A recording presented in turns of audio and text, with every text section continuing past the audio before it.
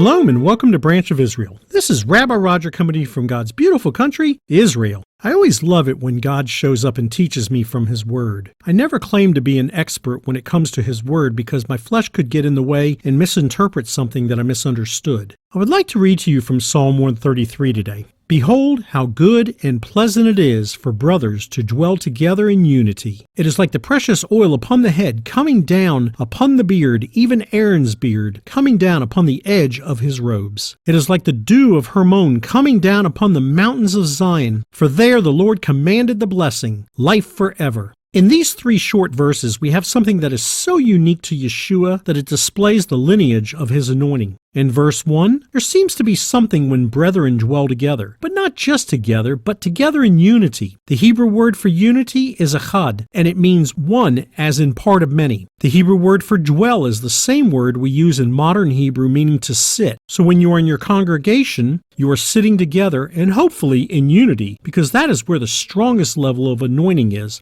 And how do I know that? Mainly from experience, and the Bible confirms it in Genesis with the Tower of Babel, with one voice, or in the book of Acts, they were all in one accord. Verse 2 tells us that this coming together in unity is like the precious oil upon the head of Aaron. The Hebrew word for precious is the same Hebrew word used for good in verse 1. So that verse could be translated as, it is like the good oil upon the head. So what is the good oil? The virgin oil, or the first pressed oil, is the purest and finest used by kings and priests. What does the oil represent? Everyone's first answer is the Holy Spirit, but the Hebrew word for oil is fat or fatness, and sometimes translated as anointing. When you spend time in the Word of God and with Him, you become fat, soaked, and filled up. In the book of Acts, where did the Holy Spirit first rest upon the people on the day of Pentecost? It was upon their heads. Where did it flow to? Into their hearts and lives, and they became fattened or filled with the Holy Spirit. So when we sit together as one in Jesus with two or more gathered in His name, there is unity, but it needs to be a tight-knit unity, where we are like Him. Then the oil of heaven comes flowing down upon us, over our head, into our body, soul, and spirit, soaking and saturating us to overflow with His fullness. This is the same thing that happens when we drink the wine at communion. We become soaked and saturated with His blood. Then what happens next? We all pray in His love language.